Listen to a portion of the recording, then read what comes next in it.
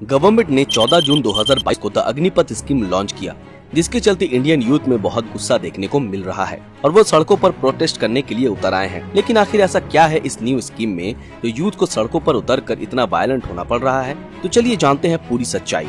Agnipath scheme के हिसाब से हर साल 46,000 यूथ सोल्जर को जो 17.5 से 21 साल के बीच के हैं उन्हें इंडियन आर्म्ड फोर्स में रिक्रूट किया जाएगा और उन्हें अग्निवीर कहकर बुलाया जाएगा। अब नाम सुनकर तो लग रहा है कि ये कोई बहुत बड़ी पोस्ट होगी, लेकिन ये कोई कमीशन्ड पोस्ट नहीं बल्कि इस स्कीम के जरिए सिलेक्टेड कैंडिडेट्स को नायक, एयर, सिपोई यानी कि इंडियन आर्मी में मिलने वाली रैंक्स में से सिर्फ लोअर रैंक्स में ही इन अग्निवीरों को दी जाएगी और इसके साथ साथ इन्हें 30,000 रुपीज पर मंथ पहले साल से और आखिरी साल यानी कि 4th ईयर में 40,000 रुपीज पर मंथ तक सैलरी देने का प्रबंध किया गया है। और इसके साथ ही 4 साल बाद जॉब छोड़ते समय इन सोल्जर्स को लगभग 11 लाख रुपीज गवर्नमेंट की सेवा निधि स्कीम में से दिया जाएगा। लेकिन इन 11 लाख का 30% सोल्जर की खुद की मंथली सैलरी में से ही आएगा। अब सबसे बड़ा सवाल तो यही बनता है कि आखिर कोई सोल्जर 4 साल में ही अपनी जॉब क्यों छोड़ेगा? तो बता दें यही इस स्कीम का सबसे बड़ा प्रॉब्लम है, जिसकी वजह से अग्निपथ स्कीम इतनी ज्यादा कंट्रोवर्शियल हो गई है और युवाओं द्वारा इसका विरोध किया जा रहा है। दरअसल सिलेक्ट हुए 75% अग्निवीर को 4 साल बाद एक सर्टिफिकेट और 11 लाख रुपए देकर जॉब से निकाल दिया जाएगा और सिर्फ 25% अग्निवीर को ही रेगुलर कैडर यानी जॉब में रखा जाएगा। लेकिन जॉब से निकाले गए अग्निवीर को ना तो कोई पेंशन दी जाएगी और ना ही कोई जॉब सिक्योरिटी।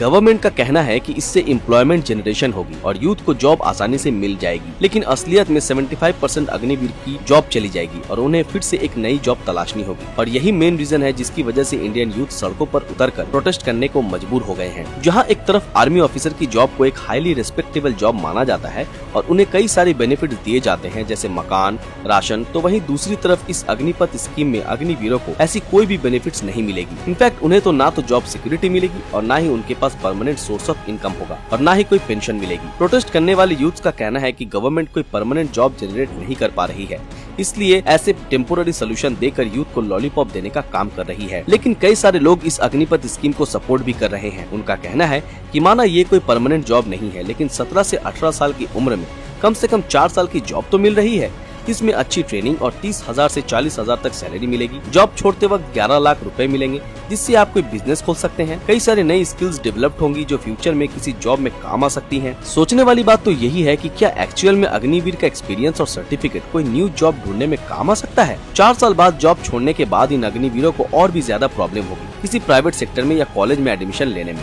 क्योंकि उन्हें 12th पास आउट 18 साल के स्टूडेंट से कम्पीट करना पड़ेगा और ये एक नॉन कमीशन्ड पोस्ट होगी, इसलिए इसमें ज्यादा स्किल्स भी सीखने को नहीं मिलेगी। इसका एग्जाम्पल हमारे सामने ही है।